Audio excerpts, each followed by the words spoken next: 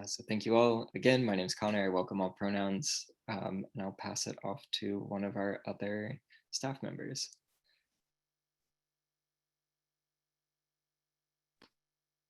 Hi, folks. My name is Diami. I use all pronouns, and I'm a cohort guide with Farm School, and I was a student in 2019. Happy to see you all.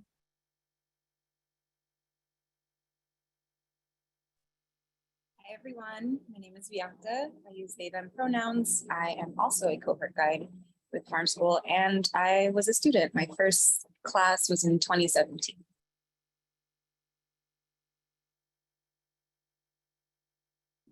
I can go. Peace, y'all. I'm Francis. I use she, they pronouns. I'm the other program co-coordinator, and I graduated from Farm School in 2018. I can go. My name is Jazz. I welcome all pronouns. I am the communications manager, and yes, I'm happy to see all of your amazing faces. Hi, everyone. My name is Claudia, and I'm a project manager at Farm School. I joined in February of last year, and happy to be here. Hey folks, my name is Onika. I use she, her pronouns. I've been working with Farm School since 2000, and I want to say 15. I think that's right. And I'm executive director. And I'm so pleased to see your very, very tiny faces on my screen tonight. So once again, super grateful to have everybody here. We have some slides to share that we'll share in just a moment, and we'll do breakout rooms so you all can have a chance to meet each other afterwards. And then we'll really dive into question times afterwards, after the slides and breakout rooms. But yeah, before we get started, I'm gonna hand it over to Onika to share a little bit more about the mission of Farm School. Thank you, Connor. So I have a habit of not reading off of slides. So here's our mission, which is incredibly important. I want to talk a little bit about our history and how we came to this statement of purpose. In 2000, between 2007, 2008, around that time, a group of organizers, mostly urban farmers and gardeners, a lot of food justice and food sovereignty advocates, a lot of people who were working and coming from low income BIPOC communities across New York City came together to do not what was expected of them. Many people expected them to talk about all the things they lacked in their community, lack of access to fresh food, lack, because that's what they often expect from our communities. But these folks came together because they saw a lot of value and resources in their communities that they wanted to build upon and expand. And that included a number of community farms and gardens that existed across the city that were already feeding people, and also people who had incredible expertise in growing, either in their home communities or from their home countries, often bringing those skills to fore. And they really wanted to build on that and see how they could build a school, an organization to hold space for sharing that knowledge with people of all ages who hope to build power and community around food and farming in the city. And so that's how they created Farm School NYC. So currently we have this core program that I'm delighted that y'all are interested in, our certificate program, and as well as some other courses and things that we offer. Okay, I think I'm gonna go to the next slide.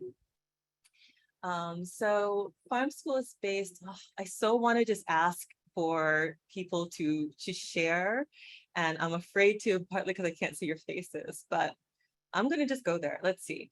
So popular education model is really foundational to who we are at Farm School. And it's not, it's a concept that many people have currently use in various different ways. I'm just wondering, is there anyone out there who feels so bold as to share, if you're familiar with the concept of popular education and you've used it in some context in your own life? I would love to just hear like what that context is and how you've understood it in your own organizing circles or in your own life. I can't see you, so I'm just going to be quiet for like a minute. But come off mute, please. I'd love to hear from y'all.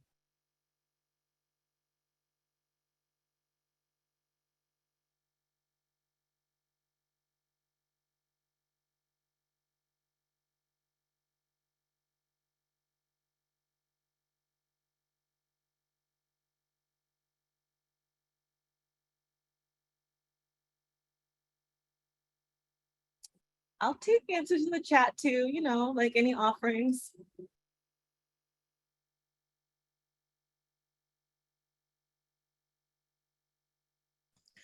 Would you mind repeating the question? I just want to make sure I'm like understanding. Of course, popular education. Have you heard the term before? In what context? Basically is the question. I feel like something that comes to mind when I hear popular education is like a horizontal learning model, so that it's not about like passing down knowledge in like a vertical or a transactional way, but honoring the knowledge that everyone kind of brings to the table, and creating space for that kind of exchange. Beautiful, thank you. I want to pronounce your name correctly. Will you let me know what your name is? Yes, I go by Hu. My full name is Julia. I go by Hu. Yeah. Thank you so much, Hu. Yes, yes, yes, yes. And I see in the chat, here, I'm getting lots of great information too. Education for the people, by the people, folks who've never heard of this model before, talking about active learning driven by group participation, lived experience. Yes, collective, it's about lived experience. All of these things are our understanding as well. I mean, you know, we can only say sort of how we've interpreted this concept and how we try to live it out in our organization, but all of those elements that you just brought in are part of it. So for sure, the idea is that none of us is an empty vessel waiting here for some expert to pour knowledge into us. In this like super needy way. Like there's knowledge and experience in all of us, no matter our age or background. There's something that we have to share on topics, maybe not every topic. And part of what we hope our role is at Farm School in terms of the colleagues on this call is to create a space for that shared knowledge, to bring in people who definitely have expertise in a particular subject matter, lived experience. Usually our professors is about to call them, our faculty, our facilitators, are farmers and activists. And so they have lived experience doing the thing that they are teaching. And we're hoping that we're building a place for you to exchange that knowledge and lift up what's in the room. So for us, that's what that popular education model looks like. That's what it feels like and what we're always striving to do. And that's pretty foundational. There's other aspects of our learning methodology. We definitely want to do hands-on learning as much as COVID allows. We'll talk a little bit about what that might look like. My other colleagues will talk about that. We aim to be reflective and to really understand how folks are coming to this information. We take very seriously people's feedback. We ask for feedback after every class on a quarterly basis to just see how we can improve the experience, and try to be interactive and participatory as possible. So the next slide is really going to get into this in-person digital learning model. And I can't remember who I'm passing it off to. So I'm going to pass it back to Center. And yeah. Thanks, Anika, for grounding us kind of in the history and perspectives that we bring to Farm School. We are here mostly this evening to talk about the Citywide program specifically. So maybe some of you are here just to learn about Farm School in general, and that is great. And our specific offering for this evening and actually for the next year is our Citywide program. And that's a one-year program starting with an orientation on Saturday, November 19th, and starting courses in December 2022 and moving through November 2023. So a full year of courses that we offer. And we'll go through each of those and what those are. And that's also more information that you can find in the application guide as well. Everything that we're covering tonight, you can find in that application guide. But tonight you get to see how the dots connect and talk to us in person too. Throughout the course of that year during the Citywide program, we also have periodic student gatherings, which are a time to check in with each other, see how things are going, have some meeting space outside of the course structure. And so much of this program is clearly about learning how to grow and also how to build community and build those connections as a cohort with each other. So we can move to the next slide. How this is actually looking, how this happens is We meet on Wednesday evenings for 2 to 3 hours on Zoom. And we also meet on Saturdays, sometimes at growing sites in person, and sometimes on Zoom too. That's something we've really been balancing the past years, online learning as well as in person. And so we'll talk a little bit more about what in-person learning and what our COVID policy is like as well. Because we're accepting so many students, we want to accept as many people as we can. This past year, in this upcoming year, we're also planning on having one cohort that is divided into 2 sub-cohorts of people when we're meeting in person all together. And so that is how one of the ways that we've taken on in order to address meeting up together in smaller groups, around 20 people when we meet in person. So still having some COVID safety, COVID precautions too. You can see on the right, the 12 courses that we offer as part of the Citywide program, which we're going to go into on the next slide. Each of these courses generally kind of follow the ebb and flow of a growing season. So starting in winter with training of trainers in December, this is really rooted in that popular education model that Onika was talking about, kind of being very transparent about why we teach the things we teach, how we teach the things that we teach, and different organizing models that popular education has used. So being very transparent about all of that and really breaking down the teacher-student dynamics into more equitable power dynamics in the classroom. In January, we move into a food justice course taught by one of our founders, Farmer Jan. And that is a very transformational, powerful course that students experience.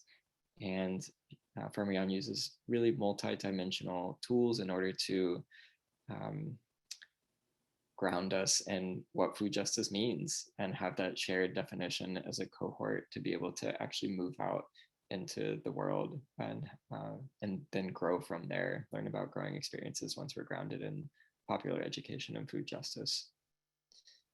From there, in February, we move into botany of thinking about how do these concepts of food justice look when talking about plants from a botanical perspective. So thinking about plant families and some of that traditional knowledge, as well as how are we bringing in multiple ways of knowing and being in relationship with plants. Then from there, we kind of get into that rhythm of the growing cycle where we're starting plants in spring. So talking about different methods of propagation, talking about soil and if you're using tilling practices and how to cultivate healthy soil, what that looks like. So that's through March and April. And then also into carpentry of using some of those hands-on skills and actually building things. I will pass it on to Frances to share about some of our other courses that we offer. Nice, thank you, Connor.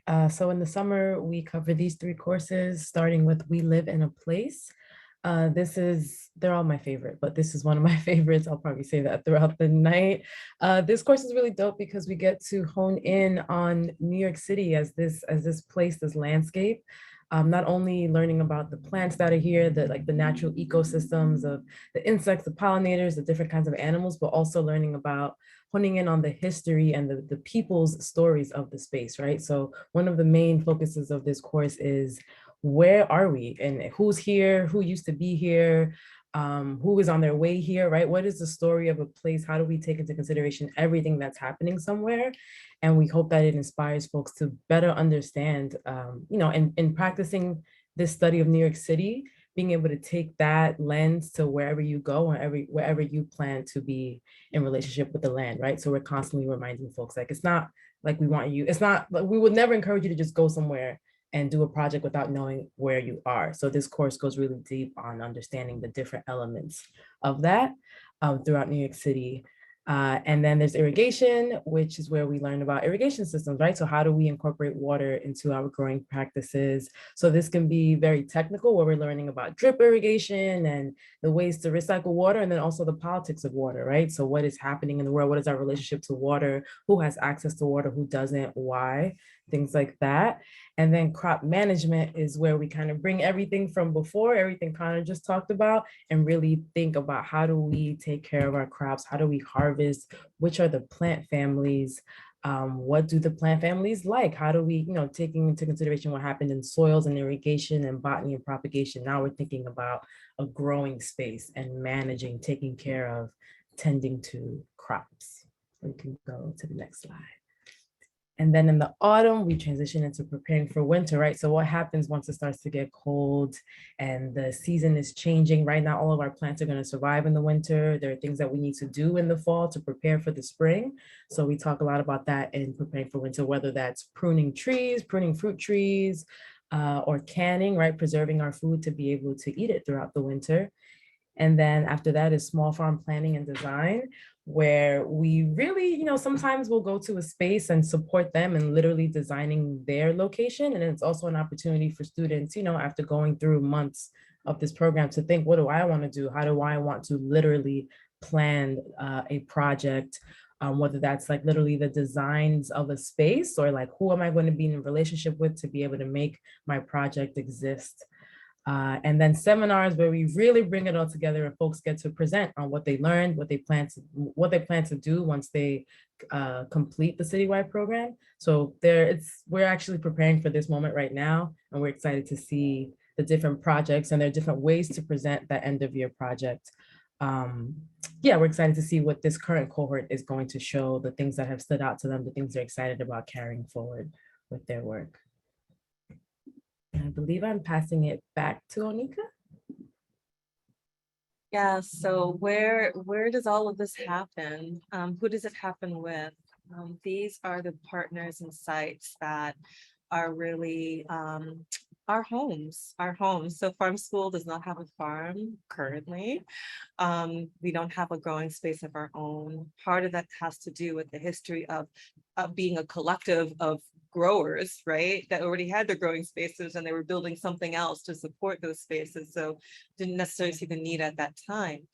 So it's still an incredibly important part of our work to expose our students to as many different types of growing organizations, organizational structures, typography, boroughs. So there's a lot of traveling amongst boroughs. You'll see that we've got a fair amount of Bronx Green Up, which is an offshoot, the best part, I will say, of New York Botanic Gardens. The best program there.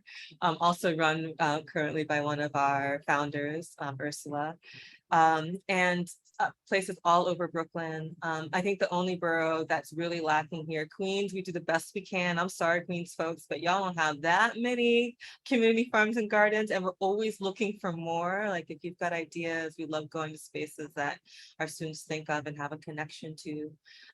And sometimes our courses really allow us to make a contribution, not only a monetary one, which we put into our budget to just pay them for our being able to use the space, but also like actually building out stuff for them, like building raised beds for them or laying irrigation. So there's a gift that we can all sort of give together through the management of our courses. So I'll just lastly just say, again, many of these places are either run by people who used to be farm school students, they're now the farm manager there, or things like that. That's the case with Rocksteady Farm, for example, Kelly Street.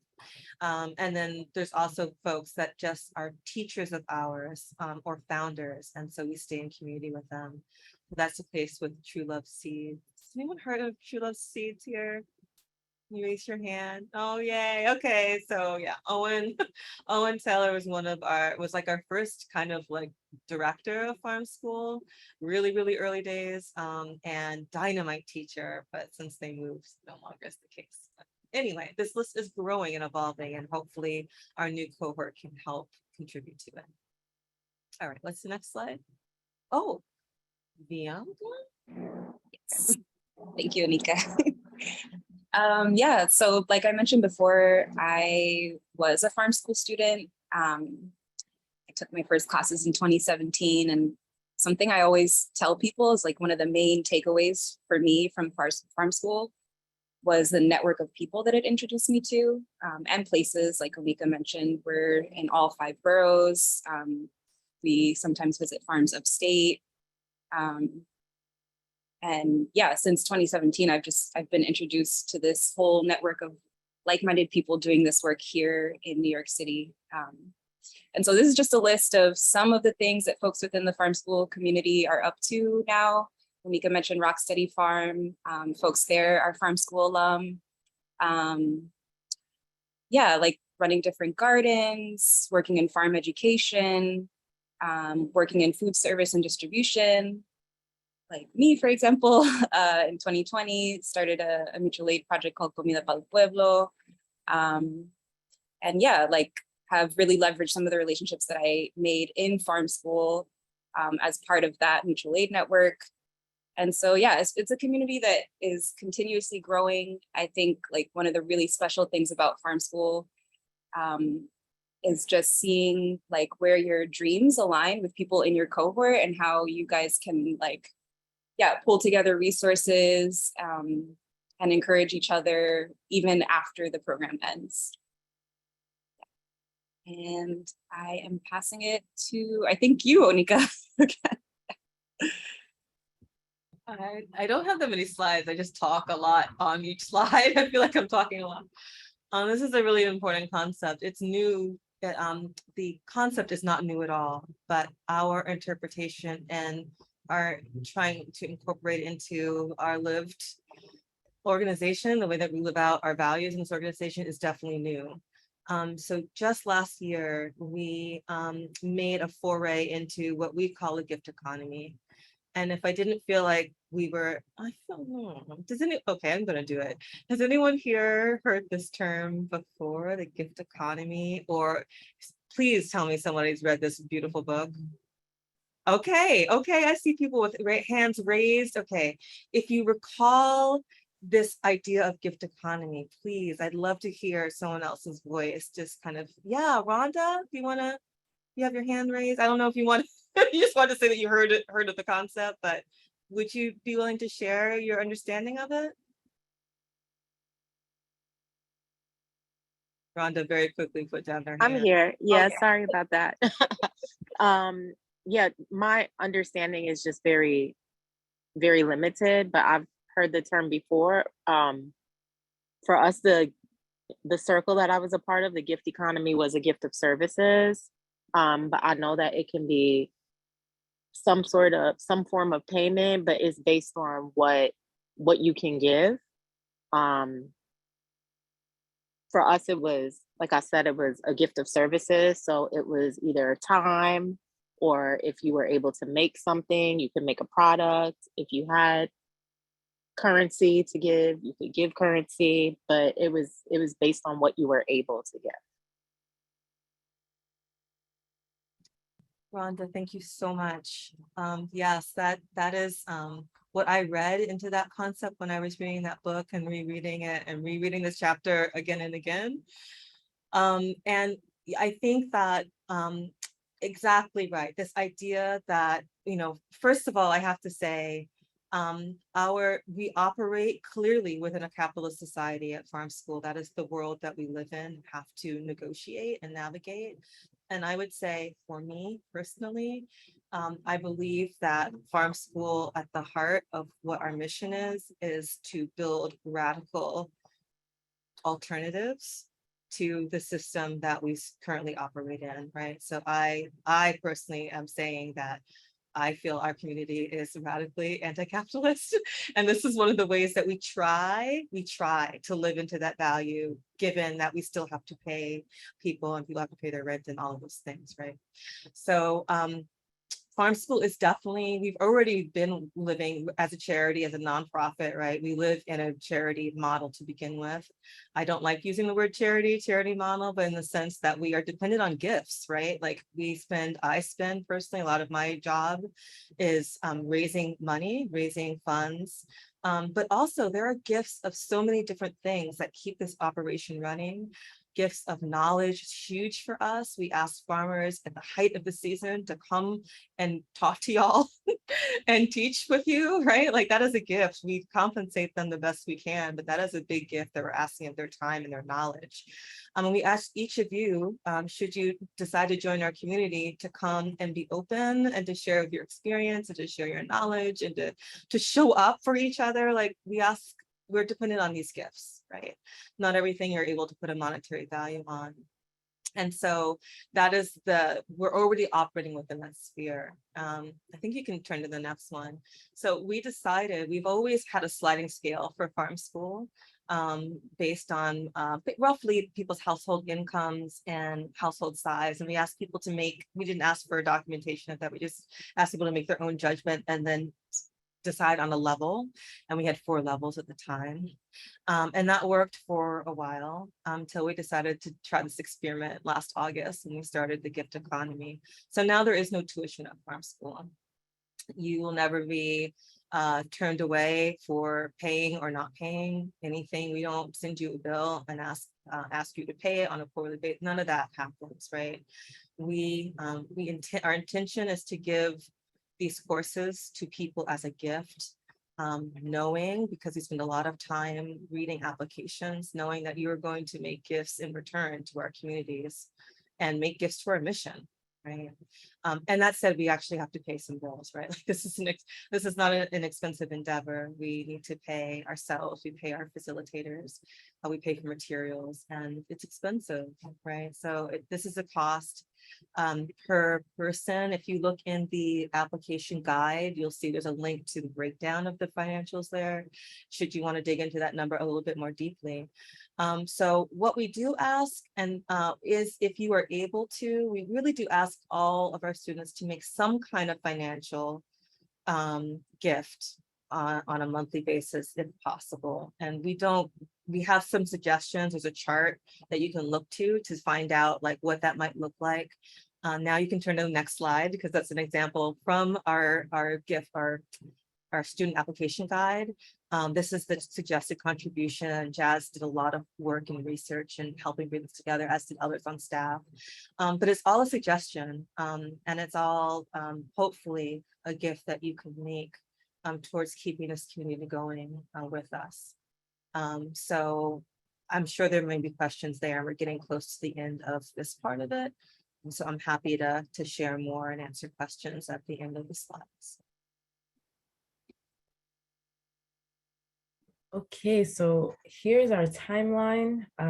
As you may or may not know, applications opened August 15th. Whoop, whoop. And here we are at the first of 2 info sessions. So we're recording this one. It'll most likely be online. And then also, if you want to come back on September 19th, or if there are folks who you may want to send our way, that'll be the day for us to meet them and kind of go through this again with them. Applications close in a month. September 30th, we'll do interviews throughout October with folks, and then we'll let folks know at the end of October before Halloween about their acceptance. And then we give folks a week to let us know, yes, I want to come into the program, right? Let us know confirmation of their acceptance. So that's when the registration form is due, November 4th. And then our new student orientation is November 19th online. And we mentioned that courses start in December. They start literally November 30th. So that's when training of trainers begins, November 30th. And I believe that timeline is on the website as well. Thanks, Jazz. And then, yeah, we can go to the next slide. So as you may or may not know, our application is on the website. That is farmschoolnyc.org/applications. We do have a minute or two to play this video. We'll get to that in a second. And if you have any questions about anything, please do not hesitate at all to reach out to us at info@farmschoolnyc.org. Jazz or anyone on staff will get back to you through there.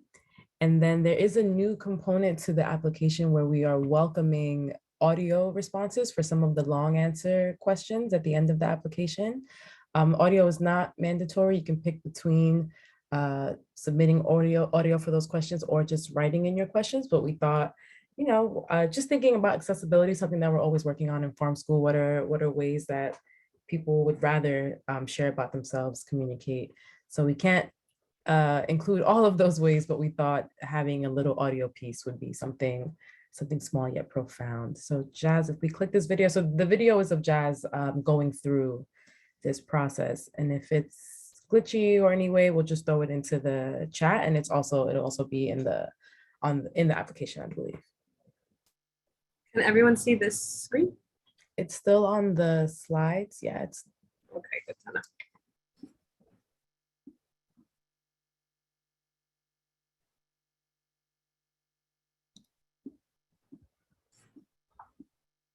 Amazing. Okay.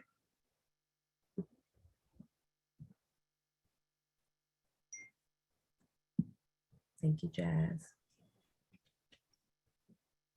Important update to the Citywide program applications. In order to increase accessibility, we've added a voice recording option to the long answer questions. You'll see this here. In the application,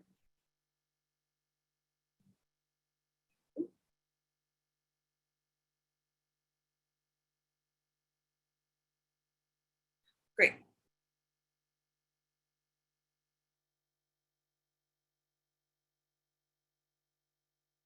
It's all good, Jazz. We'll give you another second or two. And I'll also drop the link in the chat.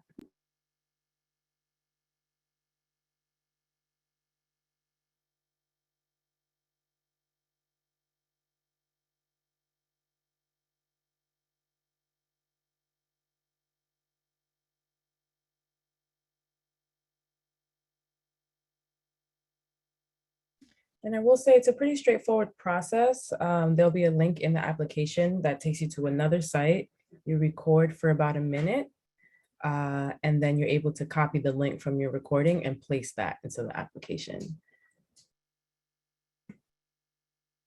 And maybe we'll keep going for now. We have a breakout group moment, and maybe we can play it after, Jazz, you think?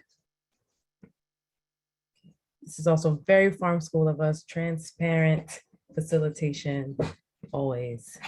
So yeah, we'll try that again. I dropped it into the chat, and maybe let's go to the next slide. Cool. Thanks, Jazz, everyone. So again, very on brand for farm school, having you all meet with each other, talk with each other, possibly answer questions for each other, right, across the board. So we're gonna have you go into breakout groups, and you are invited to. Everything in farm school is an offering for the most part. So please introduce yourselves, your names, your pronouns. You can discuss reflections from the info session. We've given you tons of information. So maybe you want to process a bit of that with one another, and then share out some questions that you may or may not be able to answer for each other. And then when we come back, we can do a Q&A moment, and it'd be great to hear how the breakout groups went. How does that sound? Any questions about this breakout group moment? Sliding through. And this is a 7-minute breakout if you'd like, maximum 7 minutes. So I don't see questions. We have the questions in the chat as well if you wanted to take those with you. And that's it. We can open the rooms, please.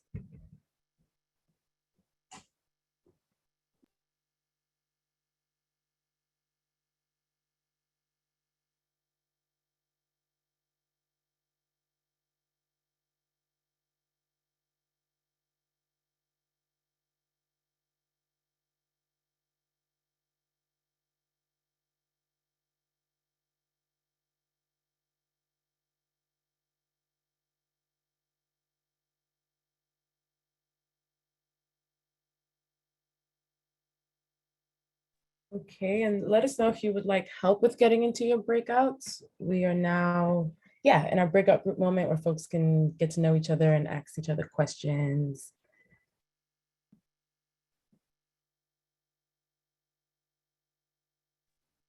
And also just get a cup of water or chill out with us if you'd rather.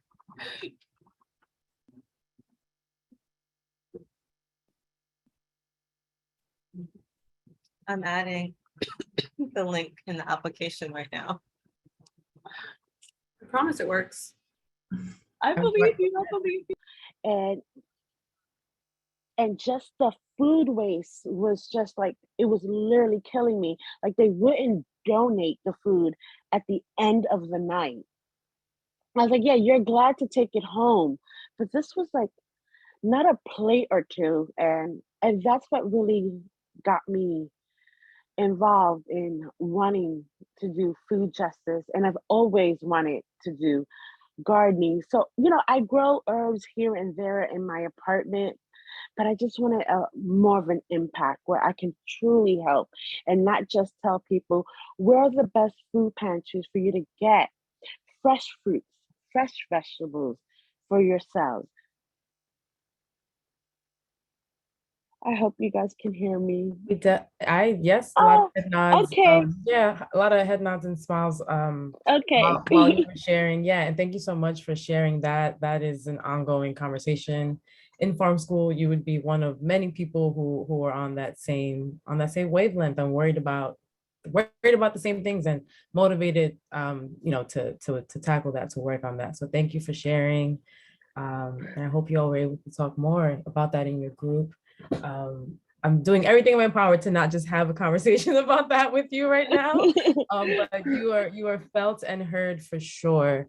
So yeah, let's open it up a little more. Yes, thank you, Marilyn. Let's and please check the chat too. Folks are definitely responding directly to your share back. So yeah, let's open it up and hear what came up during your breakouts. Yeah, and your questions as well. And that can be off chat or in the chat box. There are a lot of you, so maybe raising hands would be best, but we'll make it work either way.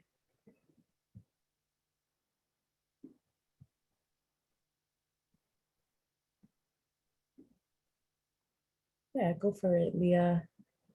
Hi. I was so pleased to meet the people in my group, and it just makes me more excited to meet y'all more in various configurations in real life or not, or on Zoom. But it was just like a very palpable sense of community after like 5 seconds, which is kind of magical. I think that like just on a Zoom webinar on an evening that already happens. And I feel like it's just very clear that everyone here has very strong shared values, and it's not always that easy to find people who share your values in a city so big.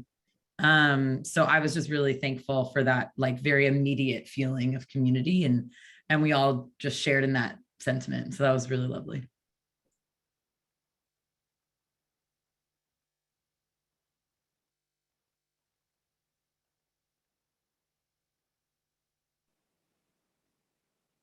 I did get a question in the chat about confirming the times of Wednesday and Saturday Zoom meetings and Zooms. I can answer that. So Wednesdays are in the evening. This year classes have been from 6 to 8:30. It'll likely remain the same next year. Saturdays are like afternoonish, like late morning into the afternoon. And like we said before, you'll be split into 2 groups. So that could mean that like the cohort is split into 2 and we're in 2 separate locations on the same day, or we're splitting the day in half. So it can vary. Typically we meet from 10, I want to say the latest is until 4. So it'll be within that range on Saturdays. And go for it, who? Yeah, I loved yeah, like meeting the folks in the little breakout group in the breakout room. And like I think regardless of like how much experience we like have or didn't have with growing, yeah, that sense of like just like excitement and eagerness about growing and food justice. And I had a question. I wanted to know more about the training, the trainer, I think it's called, the like the first chapter of the workshops. And I just had a question if that was like, if that's going to be teaching us like popular education techniques or like facilitation techniques, or if you could just kind of clarify or go more deeply into what is covered in that first chapter.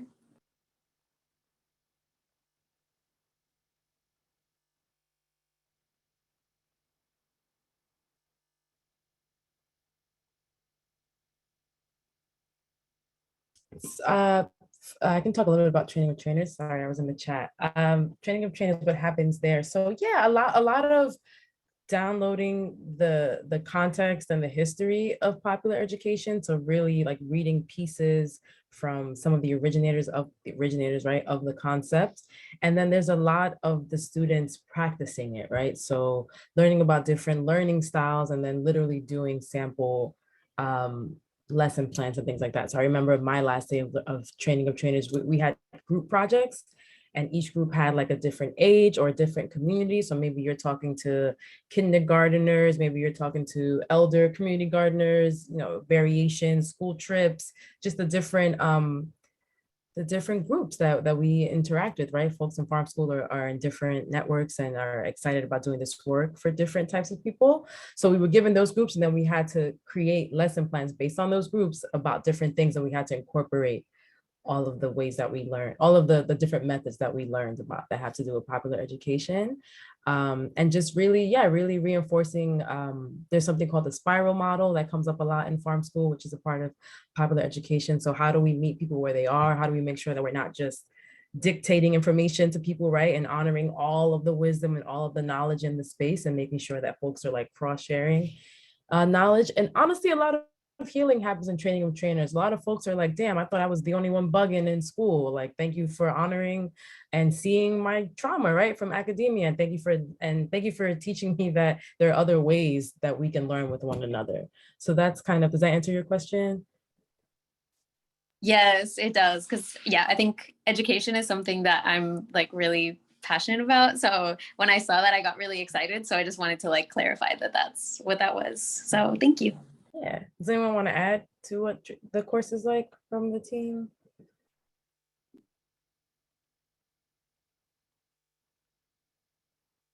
I think you got it. I would just say that, yeah, that class really sets the tone for the rest of the year also, because all of farm school is based in popular education.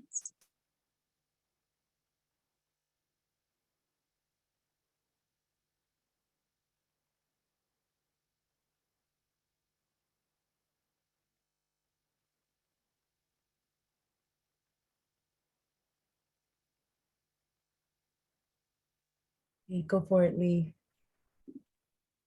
Hi. This is really exciting to kind of hear about everyone's experiences with farming. And I know that community is super important in this program, and I'm just curious if there's like any certain structures implemented to keep people close after the program. Like, are there, I guess, meetups either with farm school or that you've seen independently? Is there like a network that people still communicate on? All that good stuff.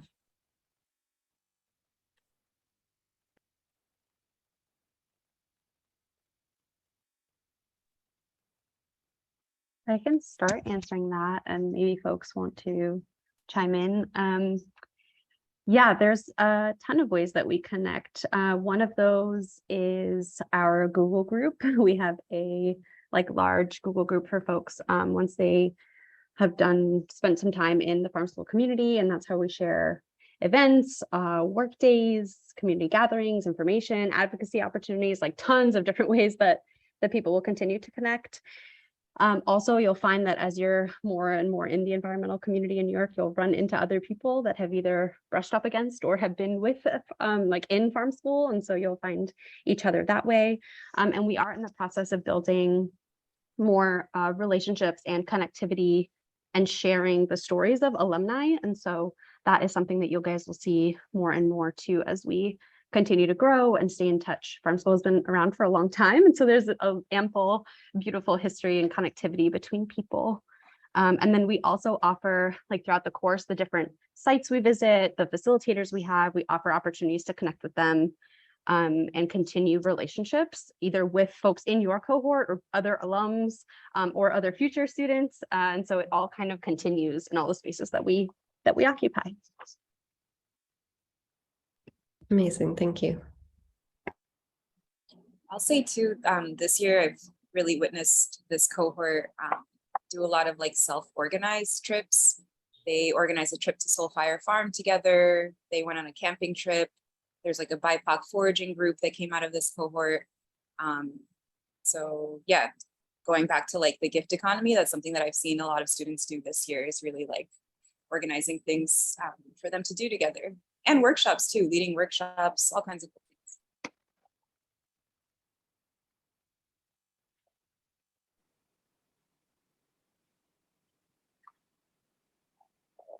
So I noticed that you guys mentioned working with Earth Matters. Is that the site on Governor's Island? Or I'm not really familiar how many more sites they have. Yeah. So there's also school there, New York Harbor School. And I know recently they started to tear up a part of their like front area to build like a food garden for their students to start learning. And I don't know if you guys ever reached out to them, but the Harbor School is always looking to make connections with organizations like this. They work with the Billion Oyster Project and Earth Matters as well. So I don't know, maybe getting in touch with them and just helping like urban youth realize that there are options, because I came from there and I didn't realize there were options. Like I was ready to like start this on my own if there wasn't something like this already, personally.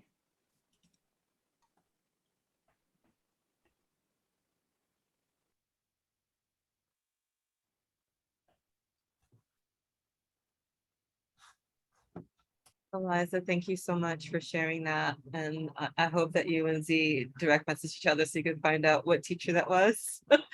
And yeah, I mean, I think that we're always looking for places where we can host classes.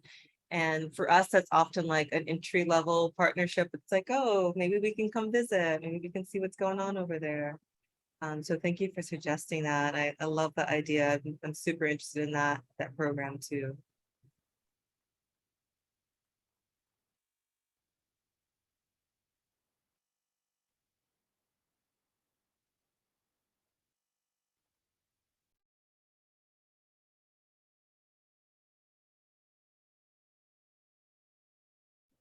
Go for it, Cassie.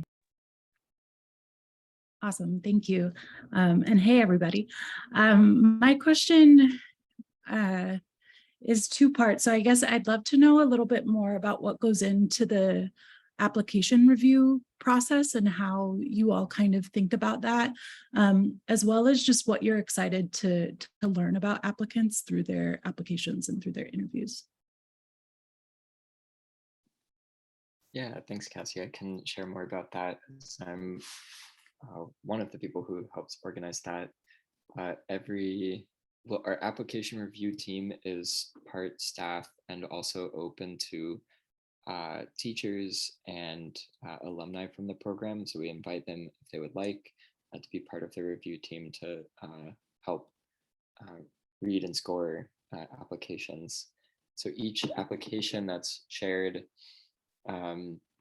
has two initial reviewers who read through each application and help decide who we're able to interview each year. So we'll probably interview around between 50 to 60 people this year.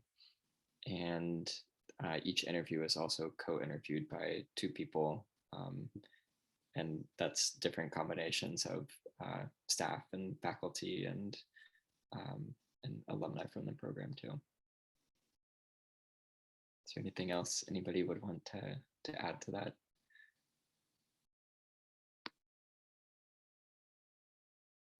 I would say we're really excited to just learn about you and your path and your interests, your involvement in community, whatever that means to you, and you know who your community is and how you show up. That's the most exciting part. You know, there are questions on there about your relationship to the land, your relationship to food justice, your understanding of food justice, and we're really excited about that. When I joined farm school, I was excited because it wasn't just an urban ag, it isn't just an urban ag program, it's an urban ag program with the social justice and food justice framework. And the program delivered not only from faculty and staff, but from my peers. So that's very important to us. And not that you are, you know, an expert and can facilitate a course on that, but just that's either something that you are rooted in or something that you're interested in incorporating into your work. That's what comes to mind. I see some head nods from the staff. I can't help but underscore that. I think for me, I didn't read our actual mission statement, but when you read it, it is ambitious, right? And you see this is the entire staff you're talking to right here. There's nobody, there's nobody in this. That's true. Like we're all here today, right? Yeah. So this is it. And we can't really accomplish this massive mission ourselves. And so for me, it's like, how are you going to be carrying this forward, right? Like the hope for me anyway, is that the people who are leaving farm school are going out and just like spreading this knowledge deeper and deeper and wider into the communities that need it most. So I'm always super excited to hear what that means to you. You know, like what community do you feel needs it most? And how are you in relationship with that community is the question that I'm always really, really moved to read personally.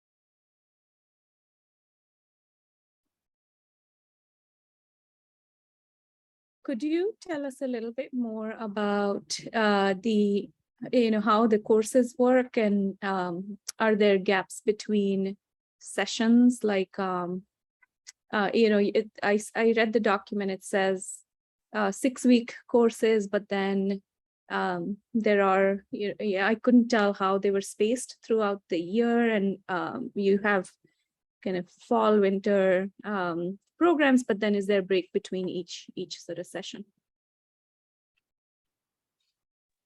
I'm happy to take this. Go for it.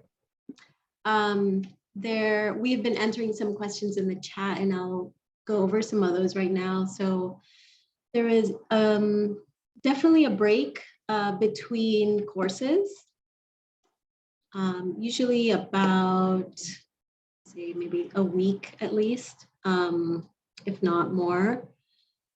There was a question too about how attendance works, and attendance policy is 70% of the course and 70% of each session.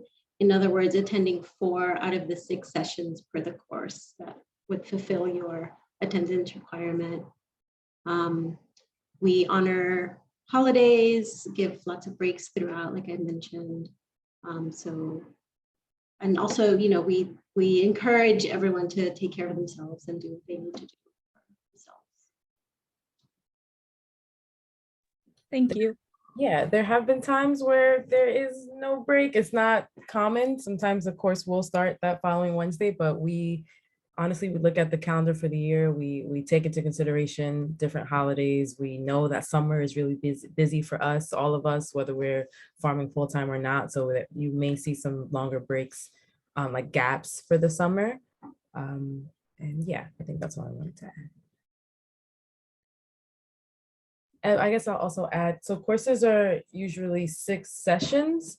So you'll have 3 Wednesdays, 3 Saturdays, and usually just 2 in-person sessions.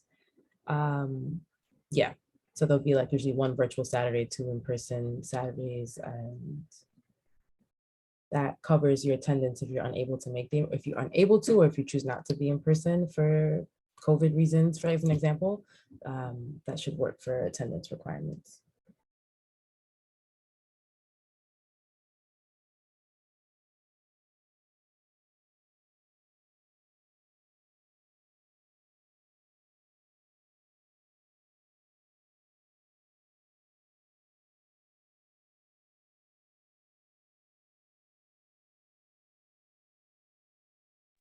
The calendar will be, provided at the beginning of the program. I will say the calendar isn't set in stone. We are keeping our eye on the pandemic, for example, and we do have to check in with facilitators, make sure they feel comfortable with, meeting in person as an example. But we do share, we have a Google Calendar. We have a calendar document, and then that links to a Google Calendar, and that's what stays most recent. So there might be changes, but we do share the flow of the year for sure at the top of the year.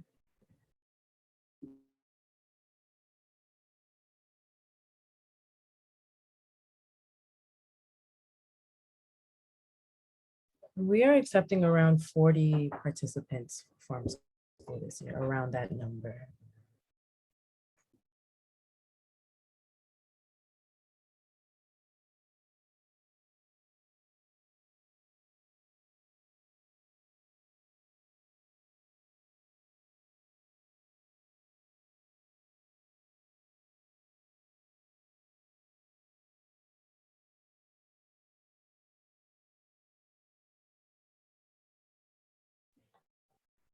I would say we don't have a permaculture course, and that is a very dense topic that we can't get into right now, just the history of permaculture and what is permaculture, and where permaculture comes from, and whether or not we even have to use the term permaculture just based on indigenous practices, etc. But that does come up. Different facilitators, right, have different relationships to that. So you'll see it popping up here and there. In different ways. I hope that answers your question.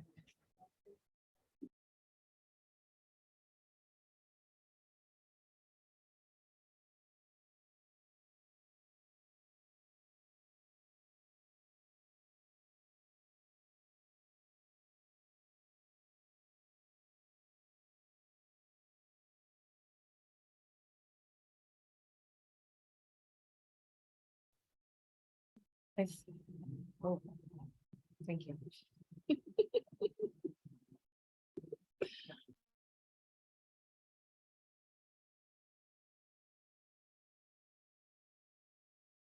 So yeah, I would say mid-October is when those applications start. So around that time, you will know about an interview. We do have the second info session is September 19th. You're more than welcome to come. You do not have to. It'll be the same exact information, maybe some different questions, but you do not have to come. And then the application closes on the 30th. We do have some more time for questions, so please keep dropping them in the chat. I do want us to also have the chance to work on that poll, Jazz, before more folks have to leave. And of course, as questions come up, please send them to info@farmschoolnyc.org. This whole month and beyond, we are here to answer your questions. So I think I'm passing it over to Jazz or Diami. There should be a poll popping up on the screen soon about how you learned about farm school, yes? I am also going to drop our link tree in the chat. Those are the ways that we encourage you to stay in contact with us, stay up to date about what's going on. And the poll is simply asking how did you learn about farm school? And so that's all I'd like to know as a communications person. Yeah, what brought you here? So please feel free to fill that out, or you can leave it in the chat. And I will drop our link tree as well.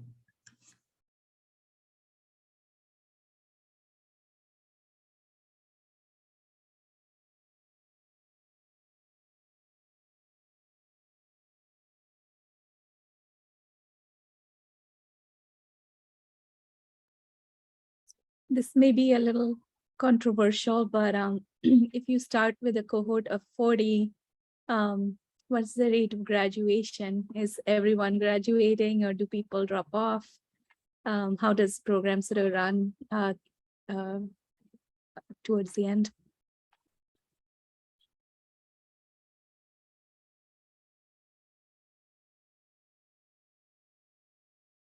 Monica, could you take this one?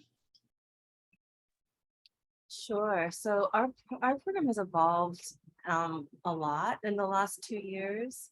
So I'm wondering about what point in time we should talk about. I'm assuming you mean most recently. So we used to have a 2-year program, and the rate of people completing it was lower for sure, right? It was a long commitment that people had to take. And I think that's one of the reasons why we decided to make this a one-year program, especially during COVID, because it was just so hard for people to like think through where they might be in 2 years. So now I actually feel like maybe the cohort guides might be have a better beat on this. But I would say like we accepted of the recent cohort, what percentage would you say is still like pretty active coming to class, showing up, and are on track to finish this year? Family or Bianca, if you want to speak to that, if you can speak to that.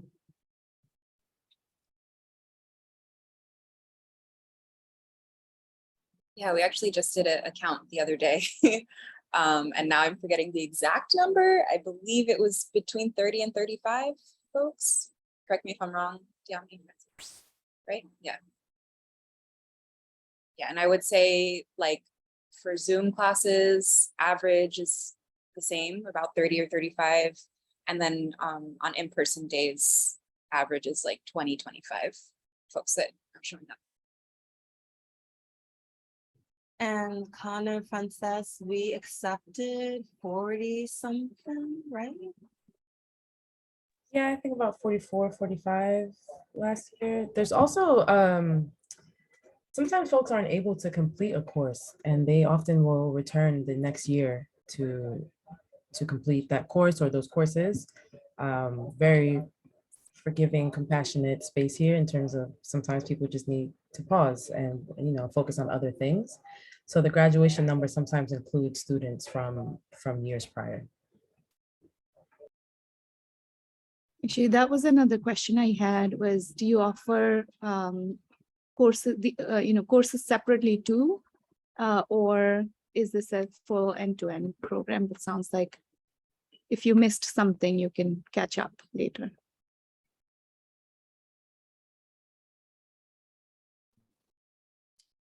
Yeah, we do invite folks to come back if they do miss a course to come back out the next year to finish what they missed. And thinking about other courses from farm school outside of the Citywide program, just wanted to say that we also plan on offering hopefully more and more public programs for folks who may not be able to be in the Citywide program also. It's our intention to be able to continue to offer more courses in addition to the Citywide program. But if you are in the Citywide program and you happen to miss a course, you can come back another year and take that course too.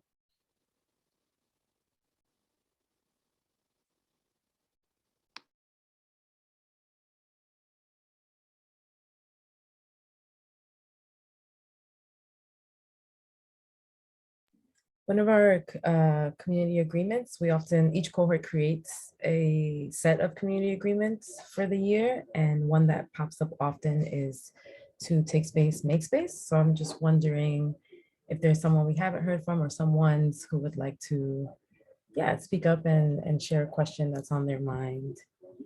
Maybe someone we haven't heard from yet tonight.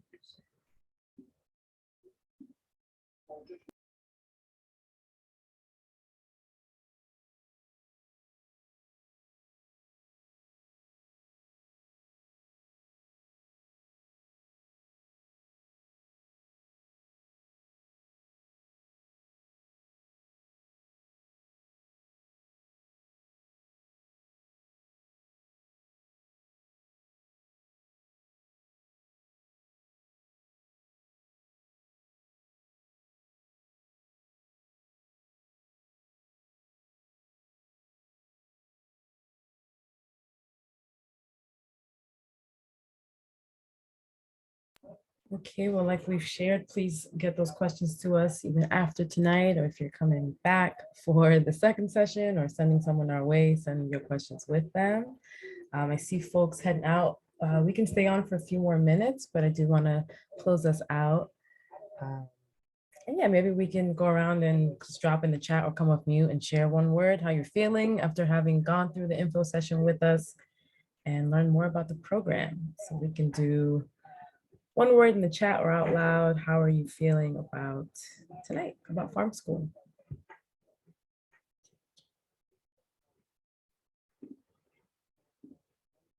I'm feeling empowered.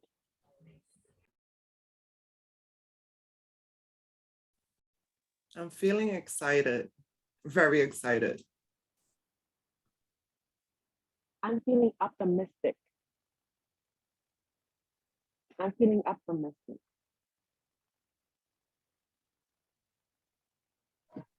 I'm feeling wonder.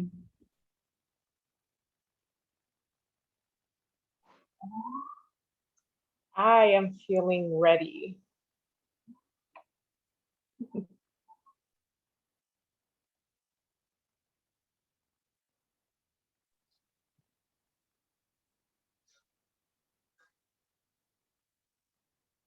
And in the chat, we have confident, excited, grateful, open, fed, grounded, possibility, connected, hopeful, grateful, optimistic, excited, inspired, empowered again. So lots of excitement.